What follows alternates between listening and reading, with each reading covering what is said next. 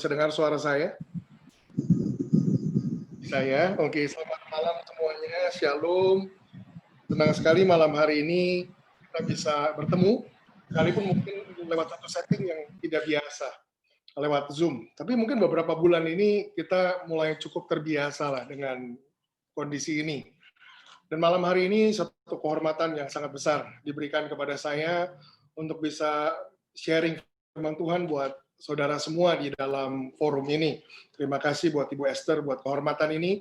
Dan malam hari ini saya mau ambil waktu ini untuk bagikan apa yang saya percaya Tuhan taruh di dalam hati saya. Tapi mungkin sebelum kita masuk ke situ, mungkin ada baiknya saya sedikit memperkenalkan diri saya. Yang saya pahami cukup banyak dari saudara berdomisili di Surabaya, dan juga mungkin ada tempat-tempat lain yang mungkin belum familiar siapa sih orang ini yang bicara malam hari ini. Jadi izinkan saya sedikit perkenalkan diri saya. Nama saya Daniel, saya tinggal di Jakarta, saya sudah menikah, punya 1 orang istri saja. Ingat, istri cukup satu. Satu aja nggak habis-habis, nggak perlu nambah. Tapi saya punya 2 orang anak perempuan. Jadi hidup saya dikelilingi oleh perempuan-perempuan yang luar biasa. Nah, saat ini saya pimpin satu pelayanan namanya adalah Kingdom Embassy. Ada orang suka tanya, Pastor kok bikin pelayanan namanya aneh sekali. Karena Kingdom Embassy kalau diterjemahkan itu kedutaan kerajaan. Saya selalu jelaskan, karena pelayanan itu lahir dari satu visi yang Tuhan berikan beberapa tahun yang lalu, ketika Tuhan bilang begini, lahirkan dan bangkitkan bagiku satu generasi yang baru. Seperti apa generasi yang baru? Satu generasi yang dimana semua orang yang ada di dalamnya harus dibantu untuk menemukan panggilannya, mengikuti panggilannya, dan menggenapi panggilannya. Jadi pelayanan kami itu tentang bantu setiap orang percaya menemukan panggilan hidupnya dalam Tuhan. Saya percaya yang Tuhan panggil bukan cuma pendeta.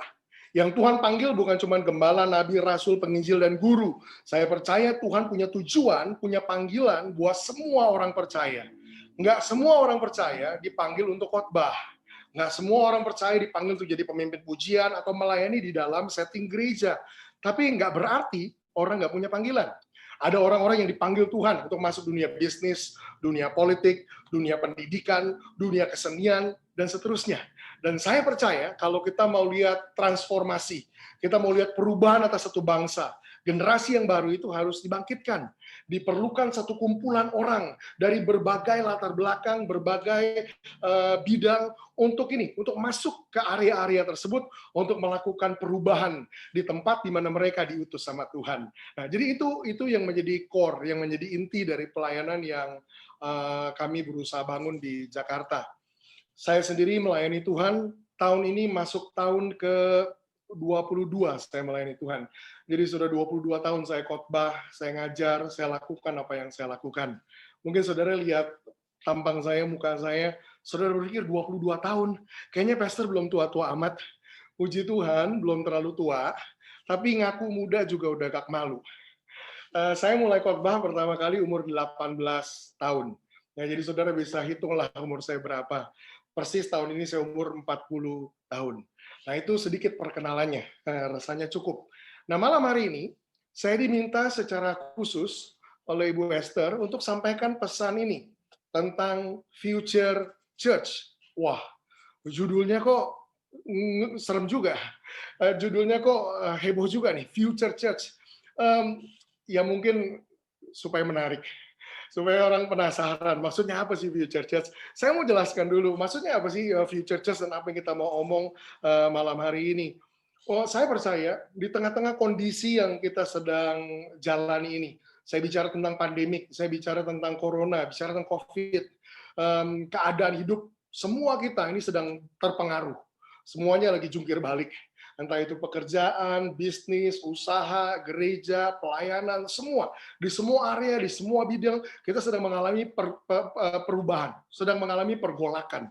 Dan saya percaya secara umum, terutama karena saya berkecimpung lebih erat di dunia kerohanian, di dunia pelayanan, secara umum ada pertanyaan ini yang mulai muncul, yaitu begini, kira-kira ke depannya gereja ini akan seperti apa sih?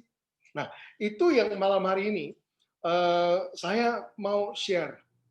Nah, saya mau saudara ngerti gini, ini sifatnya saya sampaikan buat saudara apa yang saya percaya, yang saya yakini Tuhan taruh dalam hati saya. Jadi sifatnya itu bukan sesuatu yang mau dipaksakan. Artinya gini, Alkitab katakan, ujilah segala sesuatu, terima yang baik. Jadi saya mau submit, saya mau tundukkan pesan ini kepada masing-masing saudara di dalam komunitas ini, dalam forum ini. Untuk saudara gini, timbang-timbang, untuk saudara cek, uji dengan firman Tuhan, dan kalau saudara ngerasa gini, enggak, kayaknya gereja ke depan nggak akan seperti itu, it's okay. Jadi sifatnya ini sekedar sesuatu yang saya percaya Tuhan taruh dalam hati saya untuk begini, untuk mempersiapkan kita buat apa yang akan datang. Jadi lebih bersifat begitu. Dan malam hari ini saya mau kita juga nggak terlalu kaku. Saya nggak akan khotbah gitu malam hari ini, saya akan lebih sifatnya sharing. Dan nanti yang saya mengerti di akhir akan ada kesempatan untuk saudara bisa tanya jawab. Dan semaksimal mungkin saya akan berusaha jawab pertanyaan yang mungkin saudara punya. Nah, saya akan mulai sharing saya malam hari ini, dan sebelum kita masuk ke situ, saya mau ajak kita untuk berdoa. Mari kita satukan hati kita berdoa. Tuhan, kami bersyukur buat malam hari ini, kami percaya Engkau hadir di tengah-tengah kami. Firman-Mu berkata ketika 2-3 orang berkumpul dalam nama-Mu, Engkau hadir di tengah mereka. Malam ini kami berkumpul di dalam nama Tuhan Yesus. Dan kami percaya Tuhan Yesus Kau hadir di tengah-tengah kami. Dan malam hari ini Tuhan kami buat pengakuan ini. Terima kasih Tuhan sudah mati di atas kayu salib untuk menebus hidup setiap kami. Dengan harga yang mahal Kau telah beli hidup kami. Dan hidup kami telah lunas dibayar. Itu sebabnya kami akui Tuhan bahwa hidup kami sepenuhnya seluruhnya milik Tuhan. Engkau punya hak untuk lakukan apapun yang Kau mau lakukan. Di dalam dan melalui hidup kami. Malam hari ini Tuhan kami buka hidup diri kami buka hati kami untuk menerima apa yang Tuhan mau katakan buat hidup kami. Bantu kami untuk ngerti dan nangkap apa yang Tuhan mau. Sehingga kemudian kami bisa rubah hidup kami, selaraskan hidup kami untuk ikut dengan maunya Tuhan. Malam ini kami buka hati kami selebar-lebarnya, siap terima firman Tuhan. Di dalam nama Tuhan Yesus kami berdoa, yang percaya sama-sama katakan, amin. Amin. Nah, saya mau cerita dulu buat saudara malam hari ini, latar belakangnya. Jadi permulaannya sekali, dari mana dan kenapa saya terima pesan ini. Kalau saudara ingat, kondisi yang kita sedang jalani ini, itu dimulai di awal tahun.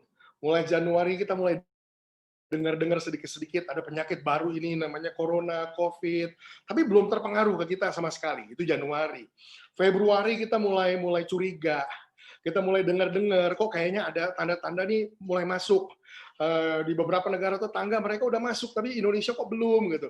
Itu Februari. Februari akhir masuk Maret, nah kemudian diumumkan ada pasien pertama. Dan kalau saudara ingat, eskalasinya itu nggak terlalu lama. Cuma dalam hitungan minggu dari pasien pertama tiba-tiba mulai naik, dan memasuki minggu ketiga bulan Maret, pemerintah mulai memberlakukan yang namanya PSBB atau lockdown, ya, itu bahasa kerennya. Jadi PSBB apa itu? Ada pembatasan sosial berskala besar, bahwa interaksi kita, aktivitas kita dibatasi. Dan di saat itu semua terpengaruh, bisnis terpengaruh, usaha terpengaruh, tapi kemudian juga yang sangat terpengaruh adalah gereja Tuhan, adalah orang-orang Kristen, kebaktian, ibadah, gereja di mana-mana terpengaruh. Dan saya percaya di awal-awal itu, nuansanya begini, kebanyakan gereja nggak siap, kebanyakan gereja panik, kebanyakan gereja bingung, harus buat apa kita? Tiba-tiba yang tadinya rutin punya ibadah, tiba-tiba dibatal semua. Saya dihubungin, Pak, batal ya Pak, batal. Ya sudah pasti batal semua batal tiba-tiba. Gereja panik. Dan kepanikan gereja direspon dengan apa yang kita bisa buat. Jadi mulai muncul waktu itu 1-2 gereja yang mungkin lebih siap. Ada yang namanya online church, ibadahnya secara online. Ada yang lain yang memang nggak punya fasilitas, juga bingung, nggak ngerti harus buat apa. Tapi kemudian saya ingat, ini yang saya ingat, yang saya mulai dari sini.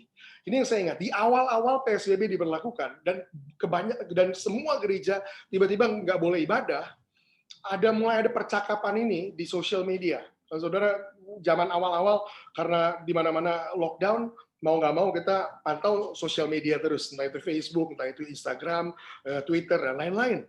Dan mulai banyak percakapan di situ. Dan salah satu komentar umum yang waktu itu saya terima, orang-orang mulai bicara tentang begini, gereja tutup, gereja tutup, gereja tutup. Itu tuh saya dengar terus. Nggak tahu saudara dengar itu atau enggak, tapi buat saya itu kayak dari mana-mana orang ngomong tentang gereja yang tutup di mana-mana. Gereja tutup, gereja tutup. Dan pernyataan itu kayak mengusik hati saya, mengusik roh saya, yang membuat saya bereaksi. Dan saya balas di beberapa tulisan itu. Ini yang saya bilang. Ini yang saya katakan waktu itu. Kebaktian mungkin nggak ada. Ibadah raya mungkin tidak diizinkan. Tapi gereja nggak pernah tutup. Sekarang atau selamanya, gereja nggak pernah tutup. Kenapa? Karena gereja adalah kita. Di situ yang mengusik adalah begini. Banyaknya orang-orang Kristen yang berpikir gereja tutup, gereja nggak ada lagi, sekedar karena kita nggak bisa kebaktian. Sekedar karena kita nggak bisa beribadah. Apa iya kekristenan kita hanya dibatasi dengan bisa tidaknya kita datang beribadah di gereja lokal? Di situ kekristenan kita mulai dipertanyakan kembali. Ini yang mengusik hati saya pertama kali. Dan saya percaya gini, apa yang terjadi itu cara Tuhan untuk juga gini, bantu orang untuk bertanya, untuk menemukan kembali gereja itu apa sih sebenarnya? Apa iya? Cuma gara-gara kebaktian nggak boleh ada, ibadah raya nggak boleh berjalan, kemudian gereja tutup, dan kekristenan merosot, dan iman kita jadi jatuh semua. Apa iya? Itu yang memulai sebenarnya perjalanan saya mulai datang sama Tuhan dan tanya, Tuhan, ini apa yang terjadi? Tuhan, berapa lama ini akan berlangsung? Tuhan, kira-kira ke depan akan terjadi apa? Nah, ketika pertama gereja-gereja panik, mulai berusaha adaptasi. Satu dua gereja mulai adaptasi, kita mulai kenal namanya Zoom. Sebelum itu kan kita semua nggak ada yang ngerti Zoom. Zoom mulai ada, kemudian IG Live, kemudian Facebook Live, kemudian di YouTube juga bisa broadcast. Mulai bermunculan nih model-model baru ini. Tapi juga kendalanya adalah nggak semua gereja bisa lakukan itu karena tentu saja fasilitas. Dan kemudian mulai bermunculan prediksi. Saya ingat di awal-awal bulan Maret, bulan April, itu orang-orang prediksi begini. Ya, paling keadaan ini bisa dikendalikan segera. Ya, mungkin bulan Juni, Juli, mudah-mudahan kita bisa ibadah lagi. Itu waktu itu ada prediksi itu. Mudah-mudahan Juni, Juli bisa ibadah lagi. Tapi kemudian yang menarik begini, menjelang Juni, Juli, angkanya bukan turun, tapi malah naik. Nah, di situ orang-orang mulai tarik mundur prediksinya. Saya ingat waktu itu sekitar bulan Juli, ada satu hamba Tuhan di Jakarta yang kebetulan juga adalah dokter medis. Dia mengembalakan salah satu gereja besar di Jakarta. Dia diwawancara oleh satu pendeta lain yang juga mengembalakan gereja besar. Nah, ditanya, Pak Dokter, kira-kira menurut Bapak, kondisi ini bisa berjalan berapa lama, Pak? Nah, saya ingat hamba Tuhan ini, dia bilang begini, kalau di gereja kami mempersiapkan setidaknya sampai bulan September baru bisa ibadah lagi. Paling cepat, dia bilang. Jadi ini bukan nubuatan ya. Dia cuma kasih prediksi. Ya paling cepat September baru bisa mulai. Ngomongnya itu sekitar bulan Juli. Jadi itu aja mundurnya udah lumayan tuh. Bulan 7 ke bulan 9. Akhirnya kata-kata dia, karena dia dokter medis, itu juga mulai diambil sama orang-orang menjadi patokan. Menjadi acuan. Kurang lebih mungkin September, Oktober lah. Tapi kemudian kita juga semua sama-sama tahu. Menjelang September, memasuki Oktober, sekarang udah November nih. Kita tahu apa? Angkanya juga bukan turun, malah naik terus. Akhirnya prediksinya mundur lagi. Yang ironis begini, yang menarik begini. Kalau hari ini ada orang ditanya, kira-kira ini sampai kapan ya? Saya belum dengar ada yang berani prediksi Januari. Kenapa? Karena ngikutin tren kayak tadi, mundur terus. Saat ini kalau ada yang ditanya, mereka akan jawab, kayaknya Januari juga susah. Dan belum tahu lagi berapa lama ke depan. Nah, di tengah-tengah ngelewatin semua ini, ya orang kayak saya, hamba Tuhan yang biasa tiap minggu khotbah keliling kemana-mana segala macam, jadi banyak waktu. Nah, minimal satu hal positif itu saya pikir kita jadi punya apa? Kita jadi punya banyak waktu sekarang untuk berduaan sama Tuhan, untuk doa, untuk intim sama Tuhan, untuk datang sama Tuhan.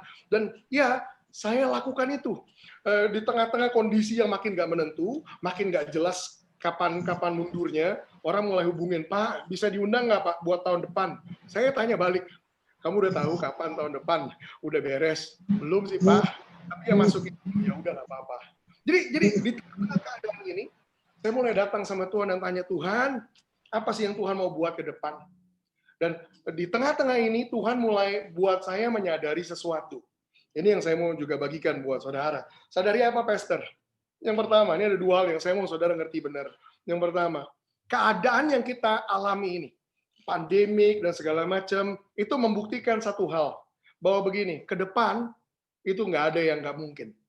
Tidak ada yang mustahil. There is nothing impossible. Ini bukan ngomong mujizat nih.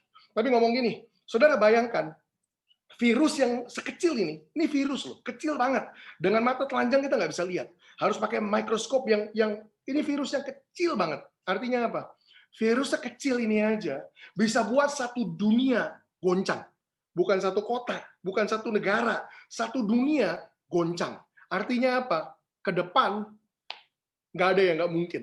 Artinya hari-hari ke depan kita nggak bisa bayangkan, nggak bisa duga. Hal yang seperti ini kita nggak pernah bayangkan sebelumnya bisa terjadi. Tapi apa? Sudah terjadi. Itu yang pertama yang kita harus ngerti. Ke depan nggak ada yang nggak mungkin. Tapi yang kedua, ini juga kita harus ngerti. Apa? Bahwa sesudah ngalamin ini, ya kita masih ngalamin nih, belum lewat.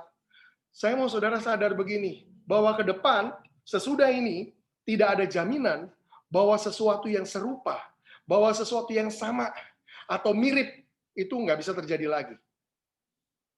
Bahwa ke depan ini, sesudah ini, nggak ada jaminan bahwa sesuatu yang seperti ini nggak akan terjadi lagi. Belum tentu bentuknya virus, bisa yang lain lagi, bisa jadi ada perang, bisa jadi ada kebocoran zat kimia dan seterusnya. Kenapa? Karena kita udah ngalamin ini. Tiba-tiba kita sadar virus gede gini, satu dunia goncang. Ke depan ini kita nggak bisa jamin. Oh, nggak akan pernah terjadi lagi. Siapa yang bisa jamin itu? Tiba-tiba kedua kesadaran ini bikin saya bilang gini sama Tuhan. Jadi ke depan Tuhan apa yang akan terjadi? Tuhan ingatkan satu ayat ini dalam Alkitab. Saya yakin saudara semua cukup aware sama ayat ini. Alkitab bicara tentang kondisi di hari-hari yang terakhir. Alkitab bilang gini, di hari-hari yang terakhir, keadaan manusia hidup itu tidak akan semakin baik.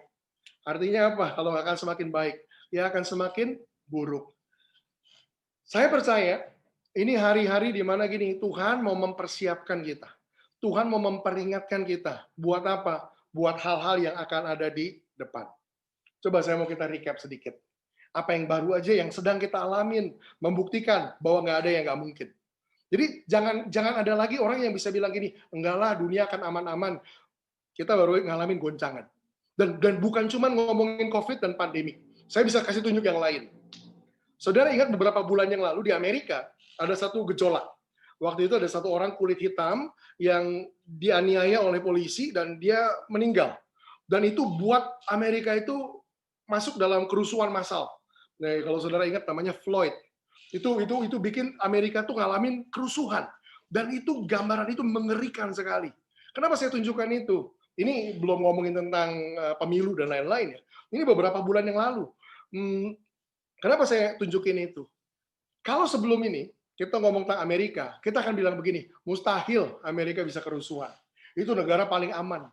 Dulu Indonesia kerusuhan, kita semua mau kabur ke Amerika. Kita maunya pindah ke sana karena kita pikir Amerika aman. Tapi yang baru saja terjadi di depan mata kepala kita menunjukkan nggak ada lagi tempat yang aman di muka bumi. Amerika aja bisa ngalamin kerusuhan kayak gitu. Dan makin kesini kita lihat keadaannya makin mengerikan. Ditambah dengan pemilu dan segala macam. Artinya apa? Bahwa nggak ada yang nggak mungkin bisa terjadi di depan. Kita nggak ada yang bisa prediksi dan nggak ada yang bisa bilang dunia akan baik-baik aja sesudah ini. Kenapa? Karena kita udah ngalamin sesuatu yang unthinkable, yang nggak bisa dibayangkan sebelumnya. Itu sudah kita alamin. Ditambah, Alkitab bilang begini, keadaan di hari-hari yang terakhir tidak akan semakin baik, justru akan semakin buruk. Saya katakan ini bukan untuk nakut-nakutin kita. Saya bukan tipe hamba Tuhan yang suka nakut-nakutin orang, kemudian bilang, wah makanya kamu harus tobat sekarang, segala macam. Saya percaya kalau orang harus tobat bukan karena ketakutan, bukan karena diancam-ancam. Alkitab bilang begini, it is God's goodness that brings people to repentance. Kebaikan Tuhanlah yang membawa orang kepada pertobatan. Bukan ancaman Tuhan, bukan ditakut-takutin sama Tuhan. Jadi saya bukan tipe pendeta yang percaya orang tuh harus ditakut-takutin supaya mereka tobat. Enggak.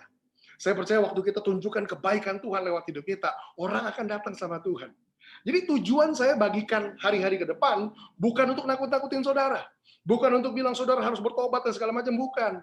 Tapi untuk ini, untuk kita sadar bahwa di depan kita harus siap buat hal-hal yang akan datang. Apa itu, Pastor? Saya nggak tahu. Yang saya tahu sekedar Alkitab bilang, keadaan di hari-hari yang terakhir tidak akan semakin baik. Nah, kenapa saya kasih penjelasan sepanjang ini? Ya karena ini latar belakangnya, pesan ini saya terima. Dan di situ saya mulai datang sama Tuhan benar-benar, dan saya tanya sama Tuhan begini, kalau begitu Tuhan, kalau karena argumennya sekarang apakah dunia akan aman terus atau enggak? Ya kita udah ngalamin, ternyata enggak, ini goncang. Jadi itu bukan pertanyaannya lagi. Dan sesudah kita ngalamin sama-sama, dan Tuhan ngomong lewat firman-Nya, keadaan ke depan nggak akan semakin baik, tapi semakin buruk, maka pertanyaan berikut yang saya tanya sama Tuhan, Tuhan, kalau gitu apa yang kami harus persiapkan ke depan? Saya mau buat pernyataan ini. Bagaimana kita melihat ke depan akan menentukan apa yang kita lakukan hari ini. Apa yang kita lihat ke depan akan menentukan apa yang kita mau lakukan hari ini. Benar? Contoh, kalau kita dapat prediksi perakiraan cuaca, besok bakal hujan. Kira-kira hari ini saudara ngapain? Hari ini kita akan persiapkan payung, karena besok akan hujan. Jadi apa yang kita lihat ke depan akan menentukan apa yang kita mau lakukan hari ini. Saya kasih perspektifnya tentang ini. Kalau orang Kristen hanya melihat kejadian ini sebagai kejadian yang temporer, artinya sementara, ini akan lewat, dan sesudah ini lewat, maka keadaan akan balik lagi seperti dulu. Maka respon kita akan begini, ya sudah, nggak ada yang perlu kita lakukan. Kita cuma tunggu aja. Sementara ya ibadah online lah, sementara Zoom aja nggak apa-apa. Kenapa? Karena sebentar lagi ini lewat, toh keadaan akan balik lagi seperti dulu. Nah, kalau itu yang kita lihat ke depan. Tapi kalau kita bisa nangkap, Alkitab yang ngomong bahwa di hari-hari yang terakhir, keadaan nggak akan semakin baik, bisa jadi semakin buruk, nggak tahu apa itu, maka hari ini kita akan mulai pertanyakan pertanyaan ini. Tuhan, kejadian kayak gini aja bikin kita bingung. Di gereja-gereja nggak beribadah, kebaktian-kebaktian nggak ada. Gereja di mana-mana goyang. Saya temukan, bahkan gereja-gereja besar di Jakarta, itu udah begitu banyak cabang-cabangnya mereka tutup. Bukan tutup sementara PSBB, saudara, bukan. Tutup permanen. Benar-benar nggak akan ada lagi kebaktian. Mereka nggak bisa sewa, nggak bisa biayain. Mereka udah kehilangan resources untuk bisa teruskan. Jadi udah banyak sekali yang tutup. Kalau kita bisa lihat ke depan, bahwa keadaan nggak akan semakin baik, kita sadar di depan ada sesuatu yang lain yang bisa saja terjadi, maka pertanyaan itu akan muncul. Kalau gitu Tuhan, apa yang harus kita persiapkan hari ini untuk mempersiapkan kita buat hari-hari yang akan datang? Dan itu persis yang saya tanya sama Tuhan dari dasar pengertian tadi yang Tuhan berikan. Keadaan ke depan nggak akan semakin baik, tapi akan semakin buruk. Wah, saya mulai datang sungguh-sungguh sama Tuhan. Saya benar-benar mulai doa dan tanya Tuhan, kalau gitu apa yang harus kita lakukan untuk kita bergerak maju? Apa yang gerejamu harus lakukan untuk gereja bergerak maju ke depan? Dan saya percaya ini yang Tuhan taruh dalam hati saya. Ini yang saya mau bagikan buat saudara. Saya percaya untuk gereja bergerak ke depan, untuk kekristenan bergerak ke depan, for the church to go forward, I believe the church have to go backward. Saya percaya untuk gereja bergerak ke depan, maju ke masa depan, saya percaya gini, gereja justru perlu kembali ke belakang. Kok gitu, Pastor? Sesuatu yang aneh kedengarannya. Saya jelaskan. Maksudnya apa kembali ke belakang? Saya percaya kalau gereja mau siap untuk apapun yang akan terjadi di depan, mau itu kerusuhan, mau itu perang, mau itu ada virus lain, mau itu kita nggak tahu ada apa. Yang pasti kita hidup di hari-hari yang terakhir. Kalau gereja mau siap untuk bergerak ke depan, saya percaya begini, gereja harus kembali kepada ini, kepada bentuknya yang awal, kepada bentuknya yang semula. Apa itu? Bentuk gereja mula-mula. Ini pesan, ini esensi dari pesan yang saya terima, yang saya mau bagikan buat saudara malam hari ini. Saya percaya gereja perlu justru kembali ke bentuk awalnya ketika gereja lahir pertama kali. Nah, ketika saya bicara begini, mungkin beberapa saudara mulai tanya, loh Pastor, memangnya beda ya? Pertama kali gereja lahir 2000 tahun yang lalu dengan hari ini. Beda. Bedanya banyak dan bedanya besar. Nah, saya nggak tahu malam hari ini kita punya waktu sebanyak apa dan kita mau masuk sedalam apa, tapi saya berusaha rangkum lah 3 session jadi satu. Jadi kalau kita nggak bisa bedah sampai detailnya, it's okay. Tapi minimal saya mau saudara ngerti argumennya. Kenapa saya percaya bahwa Tuhan mau bawa kita kembali ke bentuk awal. Saya mau kutip satu ayat. Kisah Para Rasul pasal 3 ayat yang ke-21.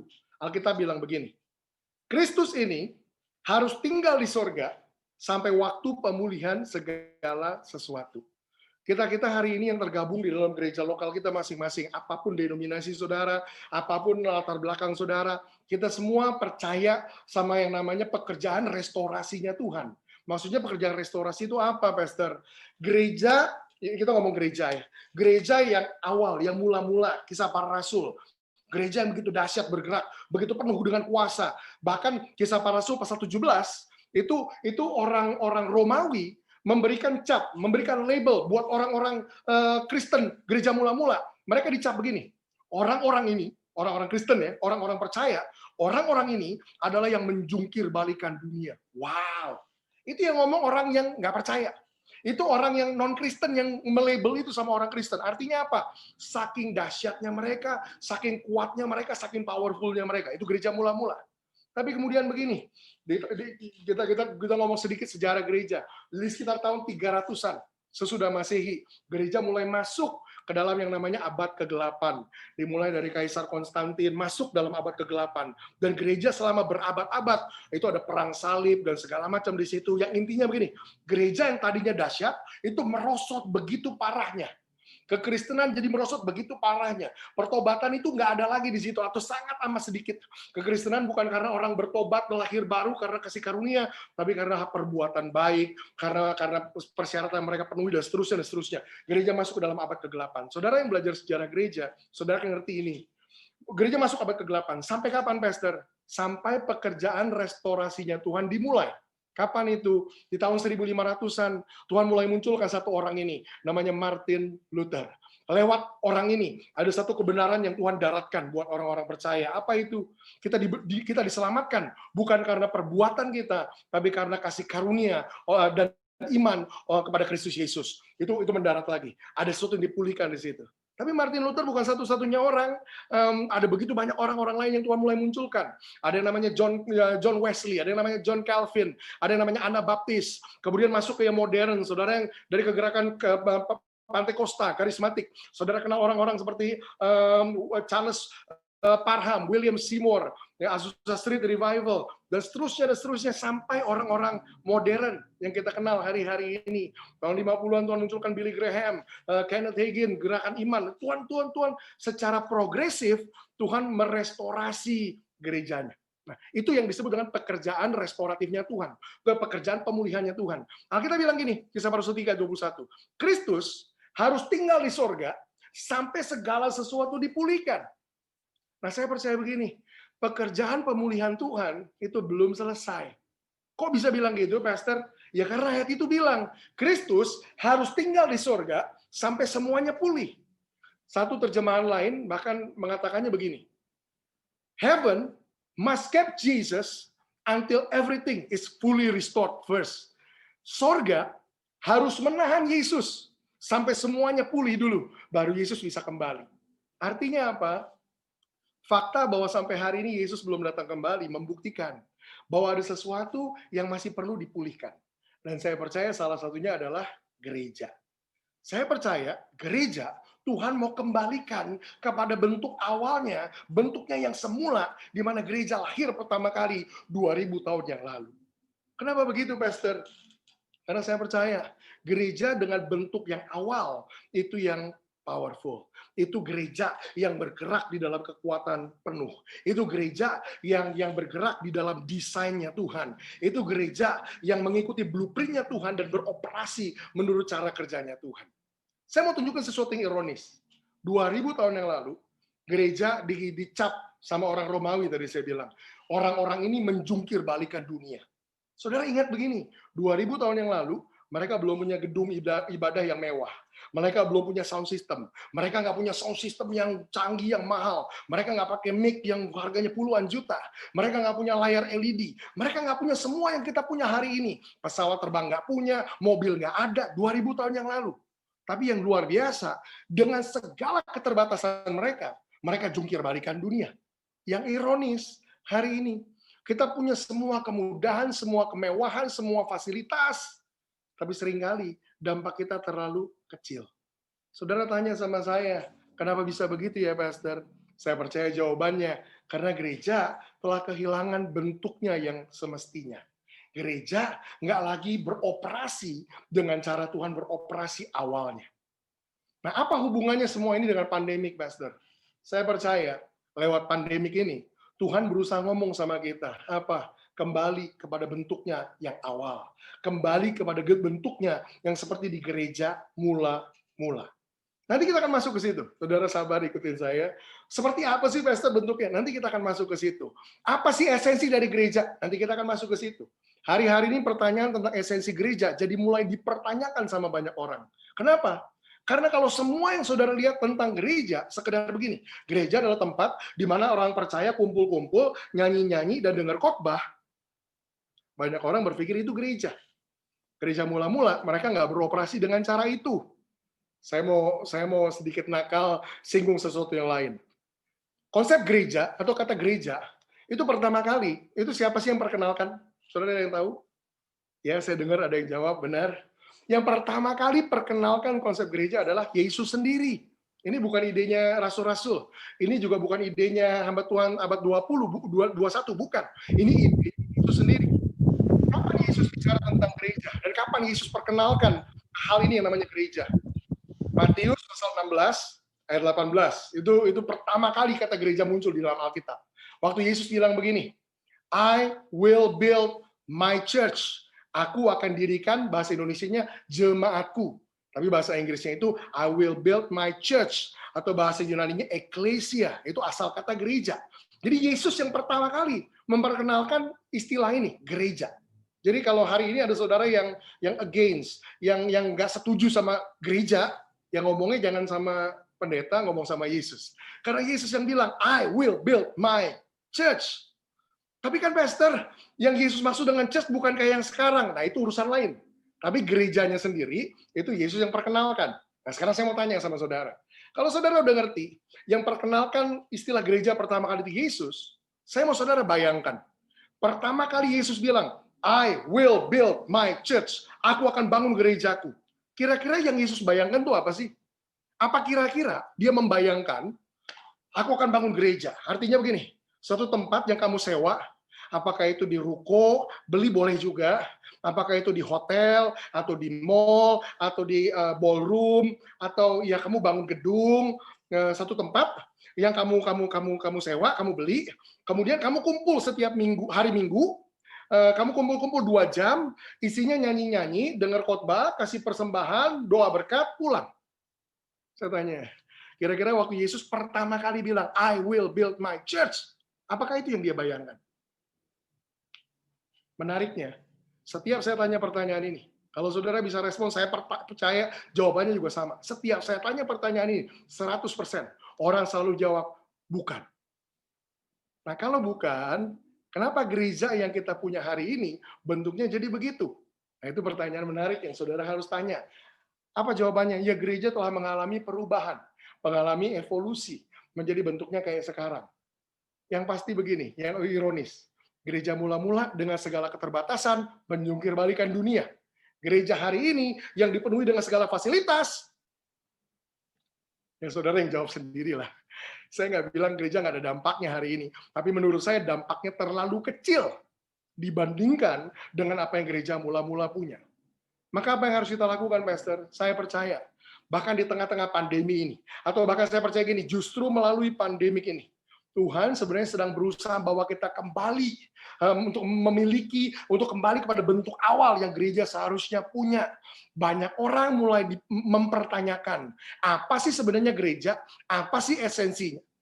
Kalau semua yang saudara lihat tentang gereja adalah tadi nyanyi-nyanyi, dengar khotbah dan pulang, dan ironisnya, sayangnya banyak orang lihat gereja cuma itu. Yang terjadi adalah begini, ya sudah, ketika kita nggak bisa datang kumpul ibadah raya di gedung gereja, sekarang gereja kita pindahin aja online. Makanya waktu kita berkumpul online, isinya juga sama. Apa itu? Nyanyi-nyanyi, dengar khotbah, selesai. Tapi pertanyaan ini izinkan saya tanyakan lagi buat saudara malam hari ini. Apa sih sebenarnya gereja? Apa sih esensinya? Apa sih sesungguhnya gereja itu? Penting untuk kita jawab. Kenapa? Karena kalau kita mau bawa gereja kembali kepada bentuk awalnya, dipulihkan, kembali kepada bentuk ketika pertama kali gereja dilahirkan, kita perlu ngerti esensi dari gereja itu apa. Saya percaya di tengah-tengah pandemik ini, orang tanya gini sama saya, Pastor, memangnya menurut Pastor COVID ini nggak akan lewat? Kita jadi harus langsung kayak gereja mula-mula gitu, Pastor. Ini keyakinan pribadi ya. Jadi tolong jangan diajarkan. Ini keyakinan pribadi saya. Saya percaya justru ini akan lewat. Saya percaya justru ini akan lewat. Tapi gini, sesudah ini lewat, tadi saya udah bilang di awal, nggak ada jaminan ke depan sesuatu yang serupa nggak akan terulang. Karena Alkitab udah bilang, keadaan di hari-hari yang terakhir nggak akan semakin baik.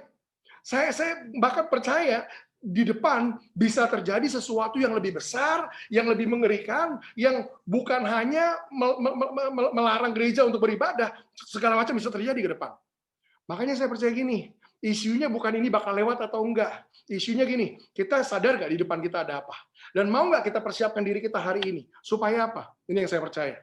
Kalau gereja bisa kembali kepada bentuk awalnya, bentuknya yang semula, gereja pertama kali dilahirkan, saya percaya begini, ke depan, apapun yang akan terjadi, gereja nggak akan panik lagi. Gereja nggak akan kebingungan lagi. Gereja akan siap untuk menghadapi apapun yang ada di depan. Itu yang saya percaya. Malam hari ini, izinkan saya lanjutkan, kita mau kembali ke itu gereja mula-mula. Seperti apa kalau gitu, Pastor, gereja mula-mula itu? Nah, ini yang saya mau kita lihat sama-sama. Nah, dan saya berharap ini akan tambahkan clarity, kejelasan buat kita, untuk bikin kita jadi ngerti, oh iya benar juga ya, kalau gereja mula-mula bentuknya kayak gitu, maka ke depan apapun yang terjadi, kita akan siap, dan nggak ada masalah dengan gereja. Seperti apa sih gereja mula-mula? Apa sih komponennya? Apa sih esensinya? Apa sih pilar-pilarnya? Saya sebut itu, pilar-pilarnya dari gereja mula-mula. Saya mau kita buka Alkitab kita, ke Kisah Para Rasul pasal yang kedua. Semuanya dimulai dari situ. Kisah Para Rasul pasal yang kedua. Di Kisah Para Rasul pasal yang pertama, Yesus berpesan, kamu jangan kemana-mana dulu, sampai kamu diperlengkapi dengan kuasa dari tempat yang maha tinggi. Itu Kisah Para Rasul pasal yang pertama. Kisah Para Rasul 1 ayat 8 bilang, dan kamu akan menerima kuasa kalau Roh Kudus turun ke atas kamu, dan kamu akan menjadi saksiku di Yerusalem, Yudea, Samaria, dan sampai ke ujung-ujung bumi. Itu kata-kata Yesus semua di Kisah Para Rasul 1 ayat 8. Dan sebagai akibatnya, mereka mulai menanti di situ. Mereka mulai menunggu di situ. Kita tahu, 120 murid di loteng atas. Kita fast forward ceritanya, dipercepat ceritanya. Kisah Para Rasul 2, ayat yang pertama. Kita bilang begini, ketika tiba hari Pentakosta. Itu yang kita kenal hari ini sebagai ya Pentakosta. Ketika tiba hari Pentakosta, di Kisah Para Rasul pasal 2, kita bilang gini, tiba-tiba turunlah suatu bunyi seperti tiupan angin keras. Dan hinggap atas masing-masing mereka. Kemudian kita tahu ceritanya lidah-lidah api, mereka mulai berkata-kata dengan bahasa yang baru. Bahasa sederhananya begini, janji Bapa itu digenapi, murid-murid dipenuhi Roh Kudus. Itu Kisah Para Rasul pasal yang kedua.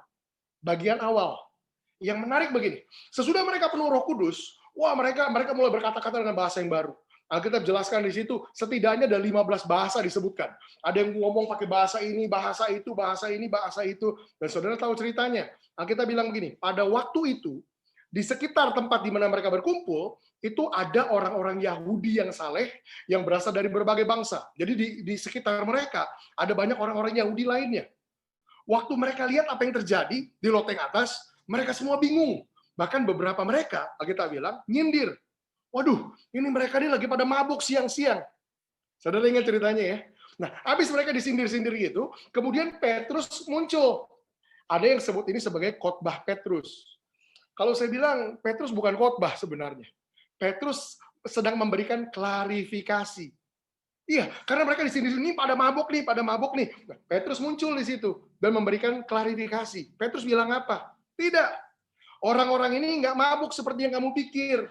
Ini adalah apa yang Yoel pasal 2 sudah sebutkan. Di hari-hari yang terakhir, aku akan mencurahkan rohku kepada semua orang, anak-anakku laki-laki akan bernubuat, dan seterusnya. Petrus sekedar mengutip Alkitab, menjelaskan bahwa yang 120 orang ini alami, itu penggenapan firman Tuhan. Hasilnya apa? Akibatnya apa? Kisah Para Rasul pasal 2 ayat 41. Nah, saya mau kita mulai dari situ. Sesudah Petrus kasih penjelasan panjang tentang apa yang terjadi di loteng atas, Alkitab bilang gini, Kisah Para Rasul 2 ayat 41. Orang-orang yang menerima perkataannya itu memberi dirinya dibaptis. Dan pada hari itu jumlah mereka bertambah kira-kira 3.000 jiwa. Saya mau bilang gini, ini statement saya yang pertama. Akibat atau hasil pertama dari Roh Kudus dicurahkan. Waktu Roh Kudus dicurahkan pertama kali, yang pertama lahir adalah gereja. Gereja lahir di Kisah Para Rasul pasal yang kedua. Waktu murid-murid memenuhi Roh Kudus, mereka berkatakan dengan bahasa yang baru. Petrus kasih penjelasan tentang apa yang terjadi, dan 3.000 orang ini beri diri mereka untuk dibaptis. Kami mau jadi pengikut Kristus. Gereja lahir hari itu. Ya. Jadi sesudah Roh Kudus dicurahkan, gereja lahir hari itu. Kumpulan orang percaya. Yang menarik, ini yang saya mau saudara renungkan malam hari ini. Gereja lahir pertama kali di Kisah Para Rasul pasal yang kedua, itu bukan dari ide manusia. Petrus nggak ngumpul sama Yohanes, sama Yakobus, yuk kita nongkrong yuk di Starbucks. Kira-kira kita mau bikin gereja nggak? Nggak ada. Mereka nggak ada yang bilang, nah, kita mau bikin gereja kayak gimana ya? Nah, apa kayak Kong Hee, apa kayak Yonggi Cho, apa kayak Benny Hinn? Nggak ada. Karena belum ada yang namanya gereja sebelum itu. Kenapa saya harus bilang begitu? Karena saya percaya gereja yang pertama kali lahir di Kisah Para Rasul pasal 2. Satu, itu inisiatifnya Tuhan.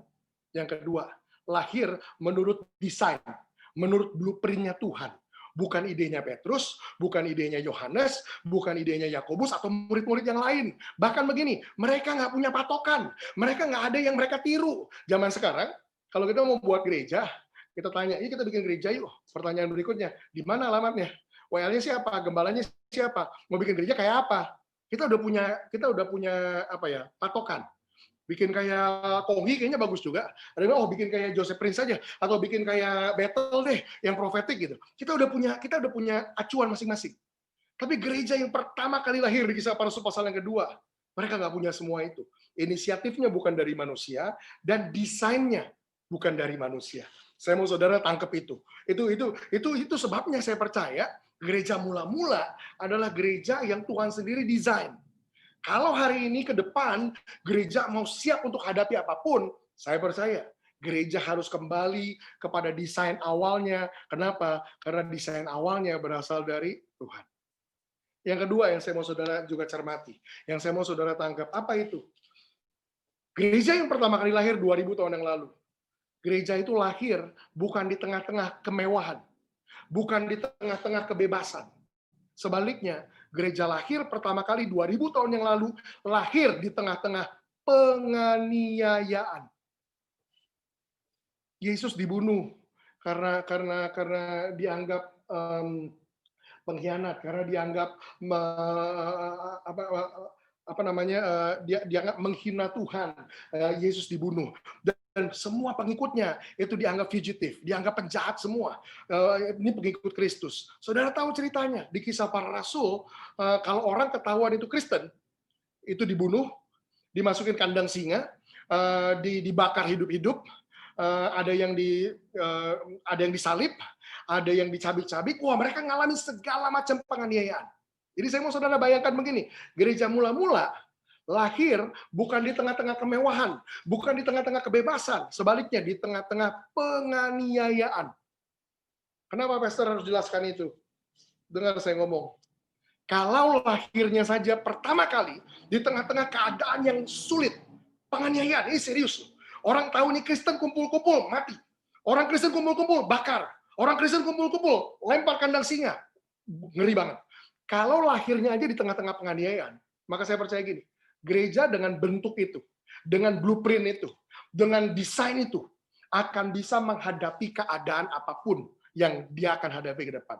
Makanya sekali lagi saya percaya, gereja hari ini, untuk kita bergerak ke depan dan bisa siap untuk apapun yang akan terjadi, kita harus kembali kepada bentuk awal, di mana gereja pertama kali dilahirkan. Kenapa?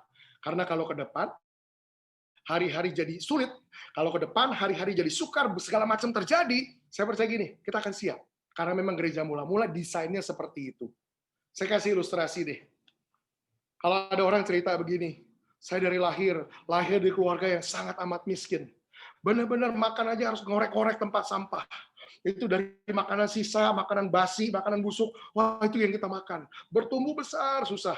Saya mau ngomong, orang kalau yang dari kecilnya tahu hidup susah, maka ke depan dia hidup susah gimana pun gak ada masalah. Karena dia udah ngalamin hidup susah. Tapi sebaliknya, yang lahir di tengah-tengah kemewahan, wah semuanya steril. Pegang aja harus pakai sarung tangan, semuanya disemprot dulu pakai apalah, disinfektan dan segala macam. Steril benar-benar. Itu kena bakteri dikit aja. Wah, itu udah diare, udah mules-mules, udah keringat dingin dan segala macam. Benar apa benar? Kenapa? Ya karena memang nggak siap buat kondisi yang seperti itu. Begitu juga gereja. Gereja yang lahir hari-hari ini. Kebanyakan lahirnya di tengah-tengah kemewahan. Makanya ketika penganiayaan dikit datang, goyang semua. Ketika sedikit penganiayaan datang, keringet dingin. Ketika penganiayaan dikit datang, nggak ngerti gimana harus respon. Itu yang terjadi. Saya percaya gereja harus kembali ke bentuk awal, di mana gereja dilahirkan pertama kali. Gereja mula-mula lahir di tengah-tengah penganiayaan, dan lahir bergerak menurut blueprint atau desain yang Tuhan sendiri berikan buat mereka. Nah, saya berharap sampai sejauh ini saudara cukup tertarik. Oh gitu ya, Pastor. Ini desainnya Tuhan. Dan benar juga lahir di tengah-tengah penganiayaan. Seperti apa bentuknya? Nah, itu yang kita akan masuk sebentar. Saya mau ini yang penting yang saudara perlu nangkep. Ini esensi dari gereja yang saya percaya ke depan justru harusnya kita bangun. Apa yang ada di dalam gereja? Kita lanjutkan tadi. Sesudah orang-orang ini menerima perkataan Petrus, mereka beri dirinya dibaptis. Hari itu juga bertambah kira-kira 3.000 jiwa. Nah, ini mulai masuk nih ke gaya hidup mereka. Kalau saudara pakai Alkitab yang masih buku, itu ada judulnya Cara Hidup Jemaat Mula-mula. Ini isinya gereja pertama kali lahir. Sesudah 3.000 jiwa bertambah, apa yang kita bilang? Maka mereka mencari mall untuk kebaktian hari Minggu. Begitu? Enggak. Apa yang mereka lakukan? Coba kita lihat. Alkitab bilang gini, mereka bertekun dalam pengajaran rasul-rasul dan dalam persekutuan. Dan mereka selalu berkumpul untuk memecahkan roti dan berdoa.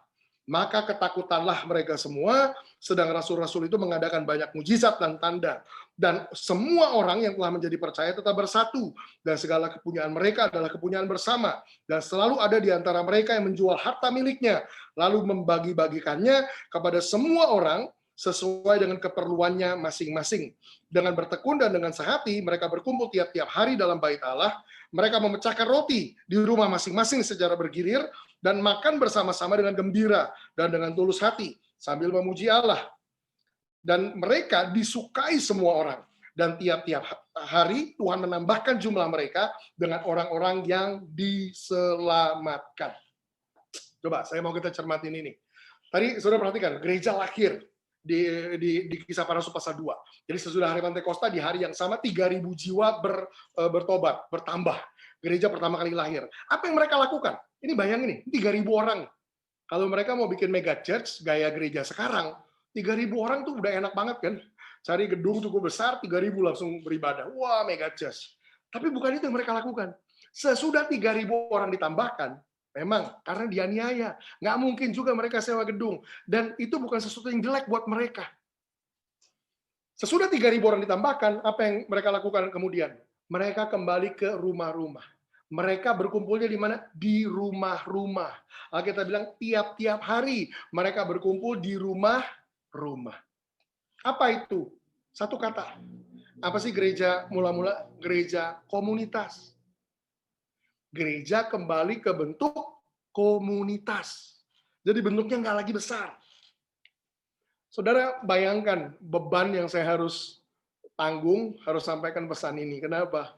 Ya gereja zaman sekarang mencari ukuran, semuanya mau makin besar terus. Tiba-tiba saya mulai ngomong, saya percaya loh. Bukannya saya mewajibkan, tapi saya percaya gereja harus kembali ke bentuk awal, yaitu bentuknya komunitas. Wah itu kan kayak lawan arus. Tapi ya saya udah bilang dari awal, saudara mau setuju, saudara mau nggak setuju, saya serahkan buat saudara. Tapi saya punya keyakinan, kalau saudara mau siap buat apa yang akan terjadi di depan, kita harus kembali ke bentuk awal, yaitu bentuk komunitas. Jadi bentuknya kecil-kecil. Mungkin yang paling mendekati sekarang, itu yang kita sebut dengan komsel. Tapi nanti saudara akan sadar, komselnya, iya komsel, tapi seperti apa isinya? Jadi nggak persis komsel, nggak persis gereja rumah, tapi isinya harus punya ini, harus punya pilar-pilar utama, harus punya esensi yang mereka punya hari itu. Apa yang mereka punya?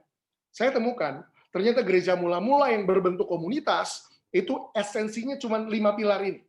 Apa yang mereka punya? Yang pertama, kita bilang begini, mereka bertekun dalam pengajaran rasul-rasul. Yang pertama, gereja atau gereja mula-mula, mereka kuat di dalam firman Tuhan. Gereja mula-mula, mereka bertekun dalam pengajaran. Mereka intens di dalam firman Tuhan. Kenapa yang ini harus saya tekankan? Saya sudah sebut tadi. Saya melayani Tuhan tahun ini sudah hampir 22 tahun. Selama waktu yang panjang ini, ada banyak orang suka tanya. Saudara mungkin beberapa pernah lihat saya menerjemahkan, Tuhan kasih kemurahan buat saya juga bisa menerjemahkan banyak hamba-hamba Tuhan. Selama ini ada orang-orang ini datang, Benny Hinn saya terjemahkan, Maurice Cerullo saya terjemahkan, semua, Susan Hatting, Cindy Jacob, Chuck Pierce. Saudara sebutlah orang-orang yang datang, saya terjemahkan mereka, dan itu kebaikan Tuhan buat saya. Saya belajar banyak, terima banyak dari mereka. Tapi kemudian ada satu pertanyaan ini yang suka ditanya sama saya. Kalau menurut kamu, mereka tanya, kira-kira apa sih kelemahan orang Kristen di Indonesia? Saya suka ditanya gitu. Apa sih yang lemah di antara orang Kristen di Indonesia? Saya mikir awalnya. Saya nggak mungkin jawab, orang Kristen kurang berdoa. Oh, nggak mungkin. Kenapa? Orang Kristen di Indonesia doanya luar biasa. Benar. Saya ngomong serius. Orang Indonesia doanya itu luar biasa. Saya juga nggak mungkin jawab, orang Kristen di Indonesia penyembahannya lemah. Oh, nggak bisa. Itu salah satu karunia profetiknya Tuhan buat kita. Penyembahan kita begitu kuat, begitu dalam, begitu intim sama Tuhan. Itu kekuatan kita. Saya juga nggak mungkin bilang di Indonesia orang Kristen lemah dalam misi, dalam penginjilan. Oh, nggak gitu. Saya tahu, kenal langsung orang-orang yang masuk ke pelosok hutan, Kalimantan, dan segala macam. Mereka taruh hidup mereka buat menginjil, buat jadi misioner. Jadi saya mulai berpikir, apa yang lemah ya? Nanam gereja? Nggak juga. Gereja di mana-mana. Saya berpikir, akhirnya saya temukan satu jawaban. Ini selalu jadi jawaban saya dari saat itu. Saya bilang begini, orang Kristen di Indonesia itu lemah di dalam firman Tuhan. Nggak tahu kenapa, orang Kristen di Indonesia tuh kayak sama firman Tuhan tuh kayak gini. Orang, aduh, pastor baca Alkitab tuh ngantuk. Pastor baca Alkitab tuh kok nggak ngerti ya. Pastor baca, wah, itu orang Kristen di Indonesia lemah di dalam firman Tuhan.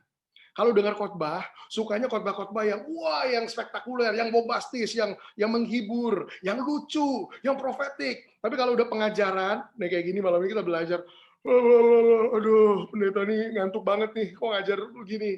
Kita lemah dalam firman Tuhan. Tapi gini, gereja mula-mula, Kisah Para Rasul pasal 2, mereka bertekun di dalam pengajaran rasul-rasul apa? Mereka kuat masuk dalam firman Tuhan. Di tengah-tengah pandemi, waktu kita harus masuk ke komunitas-komunitas, ya, forum ini termasuk komunitas. Tapi mungkin yang saya maksud yang lebih kecil lagi, ke rumah-rumah. Kita dipaksa untuk begini, semua orang dipaksa untuk mau mendalami firman Tuhan. Kita nggak bisa lagi mengandalkan cuma hamba-hamba Tuhan untuk khotbah, kasih khotbah-khotbah yang sifatnya menghibur, kasih khotbah-khotbah yang sifatnya lucu dan bikin orang tertawa. Nggak bisa lagi. Tiba-tiba orang butuh begini, kita butuh makanan rohani yang benar, yang mempersiapkan kita buat hari-hari yang sulit. Tiba-tiba khotbah-khotbah menghibur, tiba-tiba jadi nggak lucu lagi. Kenapa? Karena keadaan yang kita hadapi ini real. Kita nggak lagi cari joke, kita lagi cari realita. Gimana, Pastor, caranya bertahan di tengah-tengah kayak gini? Kita tiba-tiba butuh makanan rohani kita yang benar. Dan komunitas adalah tempat yang paling tepat untuk kita masuk di dalam firman Tuhan. Bukan cuma itu. Ketika kita ada di komunitas, saya percaya di komunitas adalah tempat yang paling ideal untuk mengubah firman yang dibagikan itu jadi hidup yang nyata. Maksudnya gimana, Pastor? Saudara dengar khotbah di gereja besar, khotbahnya khotbah. Saya mau bilang gini, saudara mau bilang amin sekencang apapun, saudara mau lompat dari kursi bilang, oh amin. Saya ngomong nih, nggak ada jaminan. Pulang ke rumah saudara praktekkan. Ya bukan saudara lah, orang praktekkan, orang lain nggak tahu siapa. Nggak ada jaminan. Tapi di komunitas, saudara nggak bisa menghindar. Hari ini kita mau belajar tentang bagaimana mengasihi istri kita. Belajar semua di situ. Belajar, kemudian ditantang. Apa yang kamu mau praktekkan? Praktek apa ya? Ya udah, mulai sekarang saya mau mulai meluangkan lebih banyak waktu buat istri. Bagus. Minggu depan kan ketemu dia lagi. Dia lagi. Nggak bisa kabur. Tanya, gimana? Udah praktekin belum? Waduh, saya belum praktekin. Nggak bisa, enggak. Orang bisa ada di gereja besar selama bertahun-tahun hidupnya nggak berubah. Tapi orang nggak mungkin ada di komunitas hidupnya nggak berubah. Kenapa? Karena firman ditantang untuk berubah jadi daging. Itu yang pertama. Yang kedua, mereka bertekun dalam pengajaran rasul-rasul dan dalam persekutuan. Di komunitas, di gereja mula-mula, di gereja komunitas, mereka kuat di dalam persekutuan. Persekutuan itu apa sih? Persekutuan adalah gini, hubungan yang kuat antar pribadi. Itu persekutuan. Kenapa saya harus tekankan ini? Karena sayangnya zaman sekarang, terutama gereja makin besar, persekutuan makin hilang.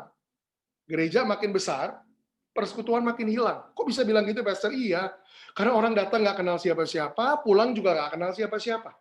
Tapi di komunitas, kita ditantang untuk mulai bangun hubungan. Kita jadi kenal. Oh, ternyata Bapak ini kerjanya, dia tukang mie ayam. Oh, ternyata Ibu ini, dia punya anak 3. Oh, ternyata kita mulai kenal satu sama lain. Ada persekutuan. Dan di gereja yang sesungguhnya adalah begini, adalah orang-orang percaya yang saling terjalin di dalam hubungan. Bukan sekedar merek, bukan sekedar denominasi besar, bukan sekedar satu nama yang mentereng. Wah, gereja ribuan jiwa. No. Gereja adalah tentang ini, orang-orang percaya yang saling terjalin dalam hubungan. Dan gereja mula-mula mereka kuat dalam persekutuan. Di tengah-tengah kondisi ini, waktu kita harus masuk ke komunitas, kita ditantang untuk mulai bangun hubungan satu sama lain. Sebelumnya kita bisa cuek, kita nggak kenal siapa-siapa, dan banyak orang itu merasa nyaman dengan gereja yang kayak gitu. Udahlah, kehidupan saya nggak diusik, orang nggak perlu tahu saya ngapain dan segala macam, nggak bisa lagi. Kita harus mau terbuka untuk ada hubungan yang dibangun, supaya di situ ada pertumbuhan, supaya di situ ada terobosan, supaya di situ ada saling bantu untuk bertumbuh sama-sama. Itu yang kedua. Mereka kuat di dalam persekutuan. Jadi esensi dari gereja bukan lagi celebration, perayaan, tapi hubungan.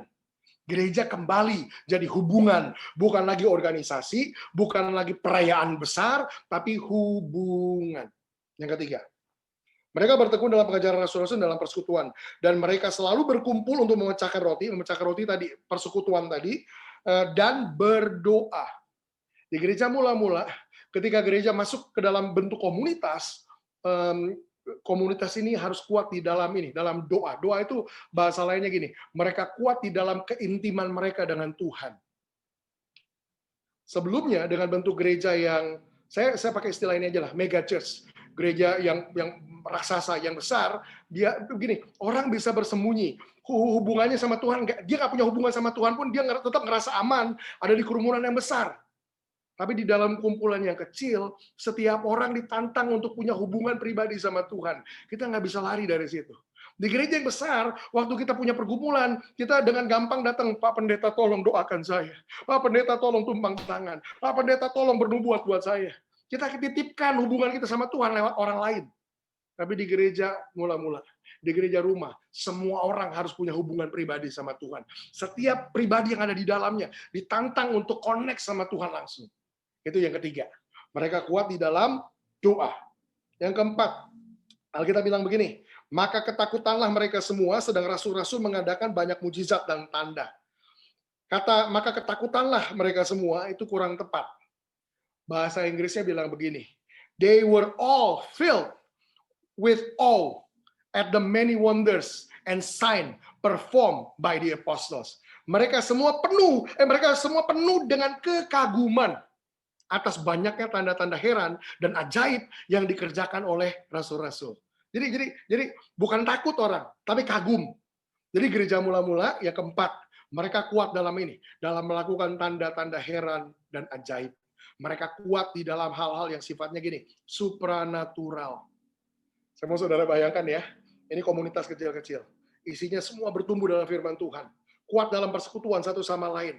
Mereka kuat dalam keintiman, dalam doa mereka intim. Dan yang keempat, mereka kuat dalam mengadakan tanda-tanda heran dan ajaib. Saya percaya, justru di tengah-tengah waktu kayak gini, dan hari-hari ke depan yang kita nggak tahu akan seperti apa, Saya percaya kalau setiap orang percaya bisa bertumbuh kayak gitu di dalam komunitas. Semua orang percaya kembali diberdayakan untuk mereka, hidup mereka bisa dipakai sama Tuhan untuk jadi saluran kuasanya Tuhan, untuk jadi saluran berkatnya Tuhan. Sebelumnya di dalam bentuk yang lama, satu gereja ribuan orang, satu hamba Tuhan. Kita andalkan satu hamba Tuhan ini untuk buat semua tanda, semua heran, semua mujizat, semua kesembuhan, semuanya dia yang lakukan sendiri. Tapi di komunitas, semua orang akan diactivate, akan diaktifkan, akan diberdayakan, akan ditantang untuk bergerak keluar dan mengadakan tanda-tanda heran dan mujizat. Yang kelima, yang terakhir, ini esensi atau ini pilar, ini isi dari gereja yang sebenarnya. Apa yang kelima? Kita bilang begini, dan segala kepunyaan mereka, dan semua orang yang telah menjadi percaya tetap bersatu, dan segala kepunyaan mereka adalah kepunyaan bersama. Dan selalu ada di antara mereka yang menjual harta miliknya, lalu membagi-bagikannya kepada semua orang, sesuai dengan keperluannya masing-masing. Yang kelima, esensi dari gereja, mula-mula, atau komunitas, adalah yang saya sebut dengan begini, sacrificial giving. Gereja isinya adalah tentang memberi yang sifatnya keluar dari pengorbanan. Di situ ada begini, ada kepedulian yang kita tunjukkan terhadap satu sama lain di dalam satu komunitas, entah itu ke dalam atau keluar. Artinya gini, ketika bertumbuh sama-sama, 10-15 orang ini bertumbuh bersama-sama dalam komunitas. Ketika ada pergumulan, ketika ada masalah, ketika ada problem, 10-15 orang yang lain itu kayak jaring pengaman yang sama-sama, ayo kita bantu Bapak ini, kita bantu orang ini. Sampai semuanya ngalamin pertumbuhan, semuanya ngalamin terobosan, dan orang tanya, kalau di dalam semuanya udah ngalamin kemenangan, Pastor, nggak ada lagi masalah di dalam, apa yang dilakukan? Mulai bergerak keluar, temukan masalah yang ada di sekitar, mulai sentuh hidup orang, mulai jamah hidup orang di luar kita, dan pakai sumber daya yang Tuhan kasih untuk mulai bantu orang lain, bawa mereka kepada Tuhan, bawa mereka kepada Tuhan. Saya percaya kalau 5 pilar ini esensi dari gereja mula-mula, ini kita punya, maka efeknya, kita lanjutkan dikit. Di bawahnya ini hasilnya, ini outcome-nya, ini akibatnya. Kita bilang begini di bawah, dan mereka disukai semua orang.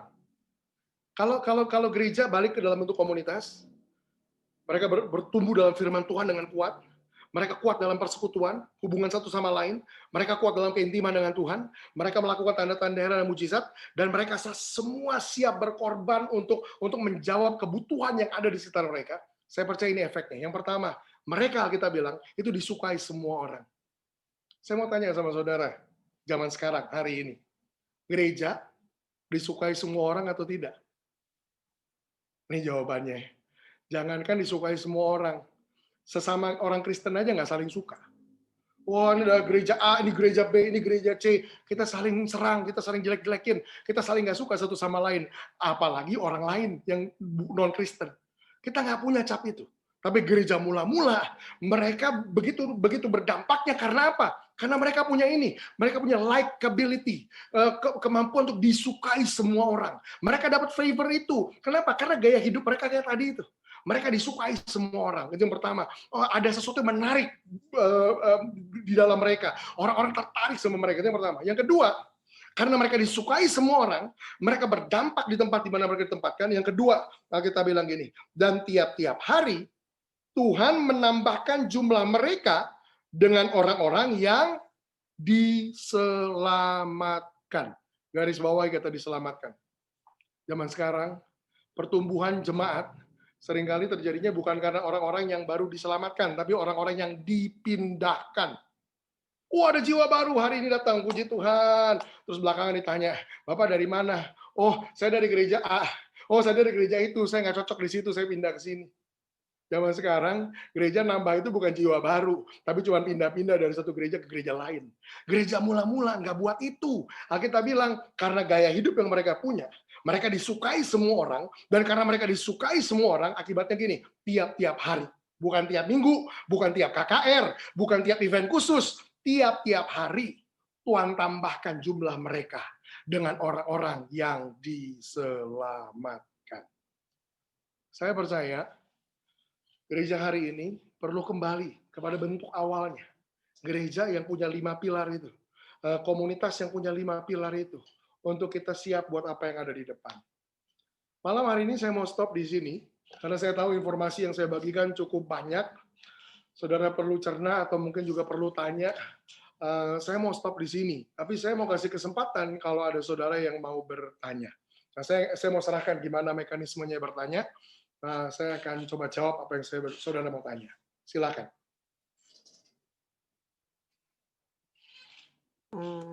Thank you, Pastor, sangat memberkati. Bagi yang mau bertanya, bisa tulis di chat, nanti host akan membacakan. Satu hal yang saya mau sharing juga, Pastor. Ini komunitas kita di Surabaya, di SUM Surabaya, kita sudah melakukan beberapa kali, itu yang Pastor bilang tadi. Jadi kita selain kita Senin gini kumpul, kita kumpul juga untuk beberapa, misalnya ada beberapa, ya sementara ini masih beberapa wanita dulu ya, untuk komsel ya, istilahnya kita kisel ya, komselnya KIS gini. Nah, ini kita kumpulkan beberapa wanita yang kita tahu mereka lagi ada beberapa masalah. Jadi kita kumpul beberapa orang juga, kita saling support, kita saling mendoakan, kita saling ya sharing lah. Misalnya punya pengalaman apa mereka bagikan untuk saling menguatkan. Jadi itu beberapa kali kita sudah lakukan. Sementara untuk wanita ya, karena kita bisa curhat buka-bukaan gitu loh kalau sesama wanita. Nah, untuk menjangkau keluar kita juga sudah mulai, Pastor. Jadi jika ada berkat lebih kita menjangkau untuk pelayanan-pelayanan juga di luar. Jadi ini benar sekali yang Pastor bilang. Jadi kalau ke depannya kita nggak tahu lagi untuk gereja-gereja ke depan.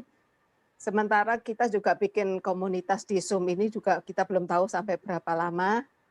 Ya kita mengalir aja sesuai tuntunan Tuhan, karena kita juga bikin ini juga karena anugerah Tuhan, bukan karena keinginan kita, tapi semuanya kembali lagi untuk kemuliaan Tuhan. Thank you, Pastor. Ada lain yang mau bertanya, mungkin bisa tulis di chat. Ini ada dari Ibu Ruth Sri. Pastor, 5 pilar realitasnya bagaimana praktisnya ya? Oke. Ya, thank you Bu. Saya sudah baca tadi pertanyaannya. Tapi pertama-tama saya mau memberikan dukungan dulu. Wah, Ibu cerita gitu, saya excited, saya senang dengarnya. Memang harus ada kita yang mulai lah untuk bergerak ke situ. Dengan segala keterbatasan kita, apa yang kita tahu, yang penting mulai dulu. Dan saya tahu nanti sepanjang jalan Tuhan akan tambahkan, Tuhan akan perlengkapi, Tuhan akan kasih pengertian lebih, yang penting kita udah mulai melangkah. Dan yang menarik juga sebenarnya, ada orang tanya begini, memang Pastor, hal yang kayak gini bisa dilakukan bahkan sekarang ini. Yang menarik sebenarnya, kalau saudara ikutin, saya ini cukup pantau semua, karena saya percaya gini, bagian dari kita, saya temukan banyak saudara ini orang-orang profetik. Istilah lain dari orang-orang profetik itu kan kita ini watchman, kita ini penjaga. Salah satu tugas dari seorang penjaga adalah kita harus berjaga-jaga. Kita harus aware sama hal-hal yang terjadi di sekitar kita, apa yang musuh lakukan, apa yang Tuhan lakukan, dan seterusnya, dan seterusnya. Nah, di tengah-tengah berjaga-jaga, yang menarik begini sebenarnya. Kalau saudara ikutin, ini kita ngomong protokoler pemerintah, PSBB, dan segala macam, yang menarik begini sebenarnya. Kalau dibilang, oh, kebaktian atau gereja atau kegiatan keagamaan dilarang. Saya bilang, ntar dulu. Bahkan pemerintah nggak larang kok kegiatan keagamaan. Tapi kemudian dibilang begini, pertemuan ibadah diizinkan, tapi jumlahnya dibatasi. Wah, ketika saya dengar itu pertama kali, itu sekitar bulan September kalau nggak salah tuh, yang PSBB peralihan atau apa, tiba-tiba saya jadi excited dan bilang, wah ini peneguhan, ini konfirmasi. Mungkin ibadah yang ratusan ribuan belum bisa, tapi nggak ada alasan bahwa ibadah dalam ukuran kecil, ya bahasa lainnya komunitas, itu tidak bisa dilakukan. Bisa dilakukan. Nah, sekarang kita ngomong yang praktisnya gimana? Apa yang bisa dilakukan? Harus mulainya dari mana? Mungkin dari orang-orang di sini. Saudara yang sudah dengar pesan ini saran saya. Yang pertama, saudara doa. Saya tuh bukan tipe orang yang saya sampai ini, pokoknya saudara terima. Saya percaya gini, setiap kita dikasih kepekaan sama Tuhan, setiap kita dikasih Roh Kudus sama Tuhan, kita bisa tanya Tuhan, ini pendeta ini ngomong benar nggak sih? Jadi yang pertama respon saudara harus mulai dari sini. Saudara doa. Buat apa doa? Ya itu, untuk dapat peneguhan. Memang benar ini Tuhan atau bukan. Tapi yang kedua, ini lebih penting. Kalau saudara dengar Tuhan ngomong, iya, ini yang aku mau lakukan, maka saudara harusnya juga gini, dapat keyakinan untuk mulai melangkah. Karena bukan cuman saudara ikutin masukan saya atau nasihat saya atau pengajaran saya, tapi saudara sendiri yang dengar dari Tuhan waktu Tuhan bilang, ini yang aku mau buat. Tiba-tiba ada kekuatan tambahan, kekuatan ekstra untuk saudara bikin melangkah. Jadi yang pertama, paling penting, saudara berdoa. Ya, jadi tanya Tuhan, benar nggak ini Tuhan, apa segala, saudara doa. Tapi yang kedua, kalau saudara ngerasa doa dapat sejahtera, saudara ngerasa klop, iya benar ya. Memang ke depan ini nih yang real nih. Apa yang kemudian berikutnya? Yang kedua, ya saudara mulai kumpul dengan orang-orang yang saudara kenal. Ini yang praktis nih, yang kenal. Kenapa komunitas kecil, bahkan di tengah-tengah kondisi pandemik ini aman? Saya punya anak-anak rohani, komunitas kecil saya. Dari awal pandemik sampai hari ini, kita nggak pernah berhenti berkumpul kok. Bukannya melanggar aturan pemerintah, enggak kan? Tadi ukurannya kecil. Tapi gini cara kerjanya. Kita kan nggak tarik orang yang kita nggak kenal di pinggir jalan, ikut yuk, ya enggak. Kita ngundang masalah juga kalau gitu. Tapi gini, orang-orang yang kita undang ini dalam komunitas kan orang-orang yang kita kenal. Yang kita tahu, saya ini udah berapa bulan ini hidup ya di rumah aja, nggak ngapa-ngapain. Teman saya ini juga saya tahu di rumah aja, ya udah kita kumpul. Ada anak rohani saya yang bilang begini, Pastor, saya ini tiap hari masih kantor, ketemu orang beda-beda. Kayaknya mendingan saya jangan dulu deh. Oke, nah yang itu kita masih approach-nya online. Tapi yang lain yang udah memang di rumah semua, yang sama anaknya, sama orang tuanya, di rumah, cukup aman rasanya untuk kita ketemu. Tapi kemudian gini ekstrimnya, saya ini bukan tipe yang bilang, kalau kumpul gitu pasti nggak akan kena virus dan segala macam, enggak. Nah, kemungkinan tetap ada. Tapi kalau kumpulnya kecil, itu kan juga sifatnya gini, risikonya dibatasi. Kita nggak kumpul banyak gitu, ya. Jadi cara berpikirnya gitu. Mulailah kumpul yang kecil ini. Kemudian ngapain kumpul yang kecil ini? Ya tadi bangun 5 pilar itu. 5 pilarnya yang menarik begini. Selama ini kita andalkan yang jadi kekuatan gereja adalah kemampuan gereja mengentertain orang. Jadi saya kadang-kadang tuh udah jadi mikir juga. Sorry lah kalau saya ngomong harus agak terbuka kayak gini.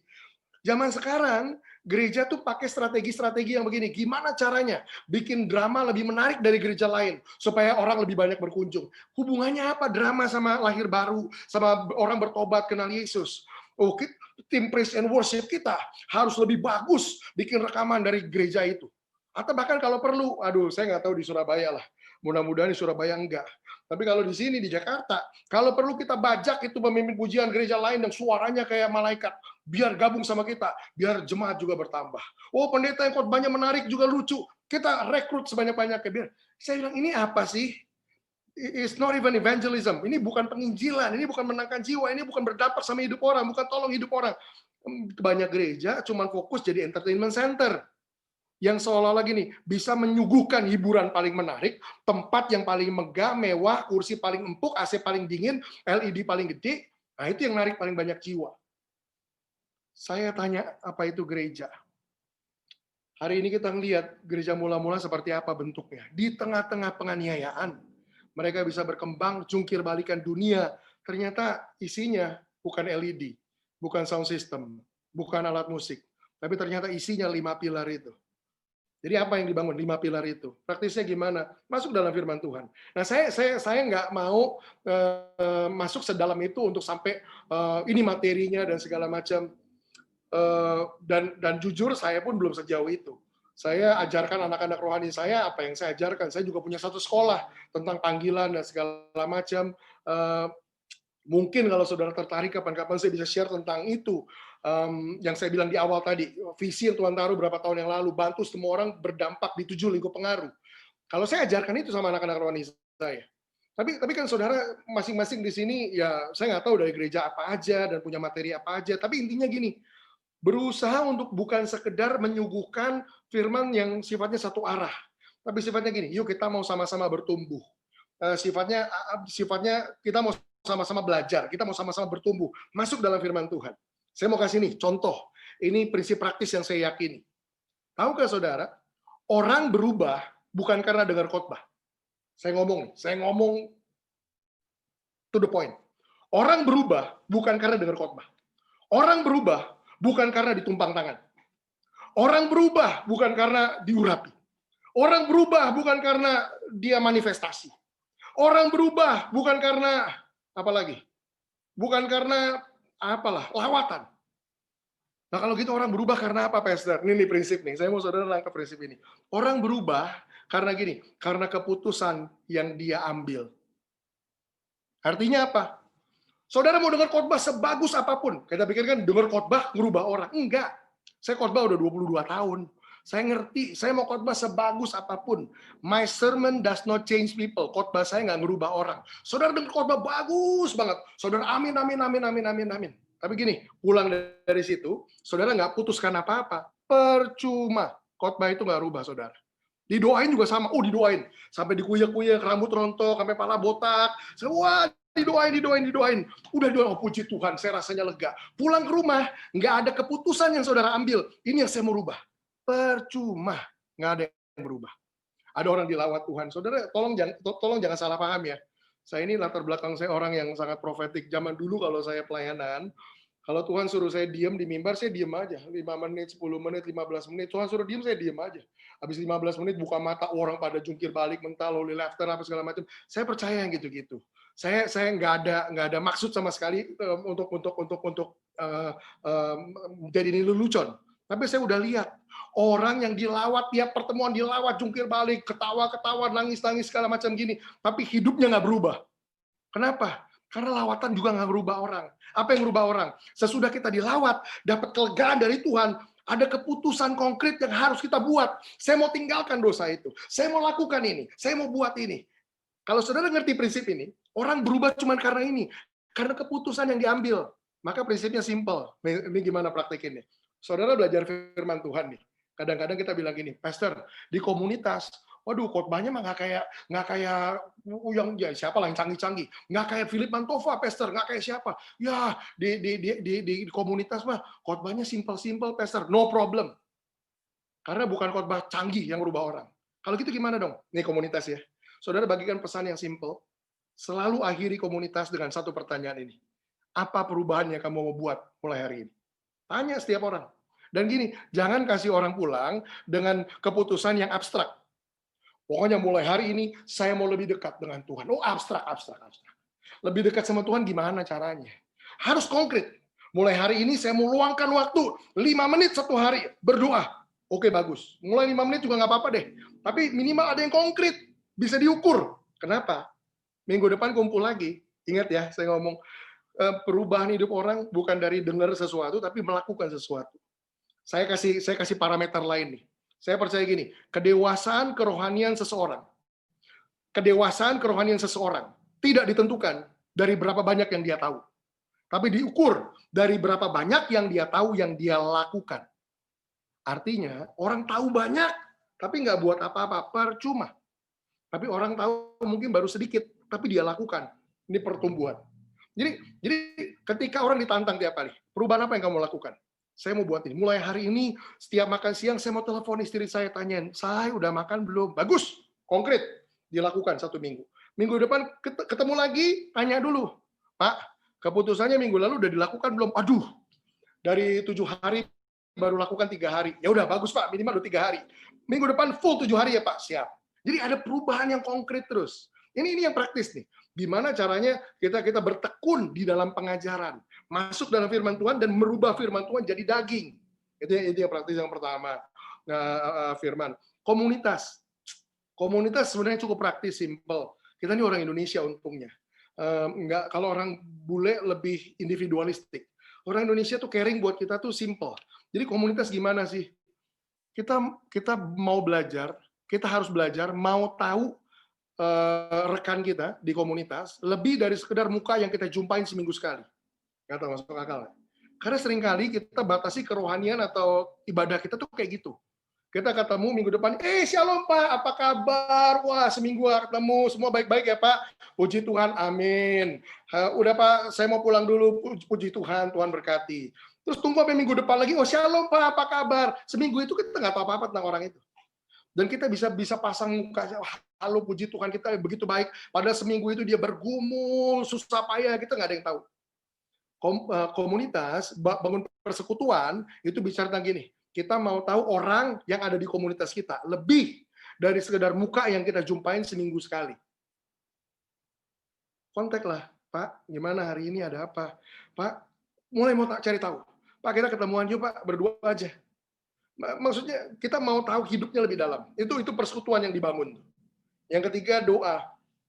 Doa nih bicara tentang bangun keintiman. Semua orang harus ditantang untuk bangun keintiman sama Tuhan. Signs and wonders juga sama. Semua orang ini kalau ditanya praktisnya masuk ke dalam ini panjang lagi nih. Tapi gini, semua orang saya percaya gini, Tuhan berikan kuasa dan kamu akan terima dan kamu akan terima kuasa kalau Roh Kudus turun ke atas kamu. Itu bukan cuma buat pendeta, bukan cuma buat nabi, rasul, gembala, penginjil, guru, bukan. Semua orang percaya. Nah, komunitas adalah wadah yang paling tepat untuk mengaktifkan ini. Semua orang ditantang untuk bisa melepaskan kuasa Tuhan bergerak secara supranatural. Dan sacrificial giving ini yang paling simple. Kalau kita lihat ada kebutuhan, kita mau sacrifice sama-sama untuk jawab kebutuhan itu. Itu mungkin praktisnya. Itu mungkin praktisnya. Oke, Pastor. Karena masih ada 2 pertanyaan lagi, waktu kita tidak banyak. Saya bacakan cepat. Dari Pak Hartomo, saya setuju dengan semua yang disampaikan Pastor Daniel. Sering saya mendengar kalau hari Minggu nggak ke gereja berdosa loh, masuk ke neraka loh. Banyak yang mementingkan kehadiran di hari Minggu, tetapi lupa dengan hubungan pribadi dengan Tuhan setiap saat. Menurut Pastor Daniel bagaimana? Thank you. Ya Pak, ini satu hal yang sensitif ditanya. Tapi karena ini komunitas interdenominasi, saya berani jawab lah. Kalau di gereja saya ditanya gitu, waduh saya kena masalah habis itu. Tapi saya setuju sama statement Bapak. Lucunya, orang yang selama ini gereja atau hamba Tuhan yang selama ini nakut-nakutin kayak gitu, ketika pandemi ini memaksa kita semua nggak ada yang ibadah, berarti otomatis semua orang berdosa. Saya punya ini penjelasan joke saya lah, tapi saya punya penjelasan yang jauh lebih panjang jelasin ini. Tapi kita nggak punya waktunya. Tapi intinya gini, gereja mula-mula itu punya sifat begini, 24/7. Gereja mula-mula itu kekristenan 24 jam dalam sehari, 7 hari dalam seminggu. Tiap-tiap hari itu kekristenan. Tapi ketika masuk ke abad ke-8, Konstantin apa segala macam, kekristenan menjadi institusi, ada gedungnya, ada imamnya, imam sama awam dipisahin lagi, nggak semua orang lagi punya akses sama firman Tuhan, cuma firman Tuhan jadi bahasa Latin. Kemudian kekristenan bukan lagi tiap hari, tapi satu hari suci, satu hari kudus, yaitu hari Minggu. Kita punya dikotomi itu. Nah, kembali ke gereja mula-mula adalah menghancurkan dikotomi itu. Kekristenan kembali kepada bentuk yang esensinya. Tiap-tiap hari. Kita jadi Kristen 24 jam dalam hari, 7 hari dalam seminggu. Kita berdampak setiap hari kita. Hari kudus adalah hari Senin sampai ketemu Senin lagi, bukan cuma hari Minggu. Jadi saya setuju sama pernyataan Bapak. Ya, kita harus kembali ke situ. Tapi kemudian di sisi lain, gimana ya bilangnya? Saya juga nggak bilang saudara nggak perlu lagi atau nggak boleh lagi ke gereja hari Minggu. Saya nggak bilang gitu. Jadi tolong jangan ada yang buat kesimpulan malam ini. Nah, ngejelasinnya agak lebih panjang lah tentang itu. Tapi saya cuma mau bilang gitu. Jangan ada yang keluar dari pertemuan malam hari ini dan bilang Pastor Daniel ngajar kita udah nggak perlu lagi ke gereja hari Minggu. Tapi ya yang jelas ya kondisinya sekarang gereja hari Minggu itu nggak ada. Yang bisa adalah komunitas. Nanti ke depan kalau hari Minggu udah boleh ada lagi gimana, Pastor? Ya nggak apa-apa, jalan. Tapi kalau sampai nggak boleh lagi pun nggak ada masalah, karena kita udah terbiasa dengan komunitas. Udah itu jawabannya. Satu lagi pertanyaannya, Bu. Oke, pertanyaan terakhir, Pak.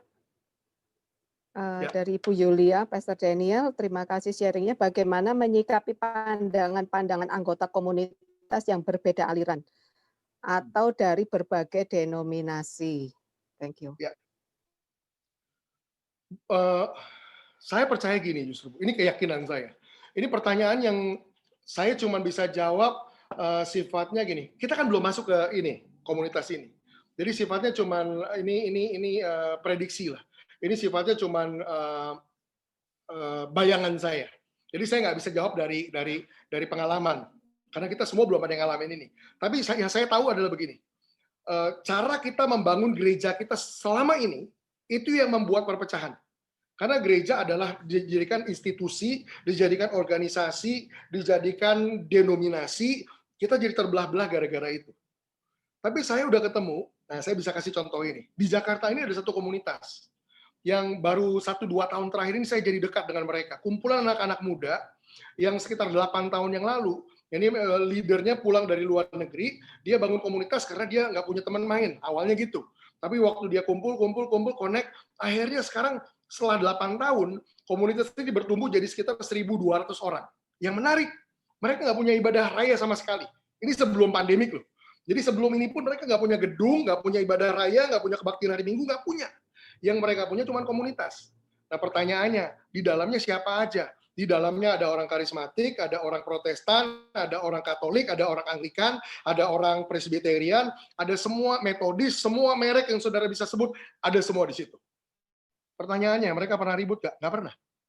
Nah, jadi saya percaya gini, justru semua mimpi kita dari dulu kita ngomong tentang gereja jadi satu dan segala macam, itu baru bisa terwujud ketika gereja kembali ke bentuknya yang semestinya. Kalau gereja itu tentang mega church, otomatis ego kita yang main. Pertanyaan tentang siapa yang paling besar, siapa yang paling mewah, gedungnya siapa yang paling hebat, yang paling mahal, dan seterusnya, dan seterusnya. Akhirnya satu persaingan yang nggak pernah berakhir, dan yang terjadi malah perpecahan-perpecahan. Tapi ketika kita mulai masuk komunitas berbaur, ada satu yang menyatukan kita.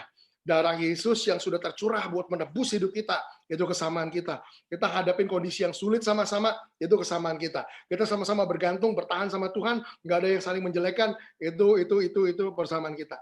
Dan rasanya gini, di dalam komunitas yang kecil, lebih gampang kita bangun nilai-nilai itu, saling toleransi, saling bisa menerima satu sama lain. Pengertian sederhana bisa kita masukkan ke dalamnya. Tubuh Kristus itu kaya dengan segala macam ragam kekayaan rohaninya. Yang satu percaya dengan baptisan Roh Kudus, bahasa roh, yang satu enggak. It's okay. Nggak ada yang saling menjudge, kamu nggak begini, kamu begini. No. Kita sama-sama bertumbuh di situ. Saya percaya justru toleransi bisa lebih dilakukan di dalam komunitas kecil. Nah, jadi kalau mau jawab secara praktis, gimana Pastor menyingkapi perbedaan yang ada? Jangan fokus sama perbedaan, fokus sama yang menyatukan kita, fokus sama yang membuat kita sama-sama bertumbuh. Saya percaya nggak ada yang tergabung dalam komunitas nggak setuju, nggak percaya bahwa Yesus mati untuk menebus hidup kita. Itu kesamaan kita. Kita harus semakin serupa dengan Kristus. Nggak ada yang bisa against sama itu. Kita harus menunjukkan kasih. Nggak ada yang bisa against dengan itu. Jadi fokus sama hal-hal itu. Tapi kemudian juga tekankan sama setiap komunitas, kalau ada perbedaan, kita saling menghargai. Mungkin ada satu yang tiba-tiba mulai bernubuat, yang satu kaget, wah ini apaan nih? Kita belum pernah lihat yang kayak gini. It's okay. Perbedaan itu wajar. Mungkin itu praktisnya. Oke, thank you so much, Pastor. Sangat memberkati. Kita harus tutup sekarang. Sebelumnya kita akan membagikan informasi pengumuman pembicara kita Senin depan. Bagi yang belum join, kita bisa ngikut di grup WA ataupun Facebook.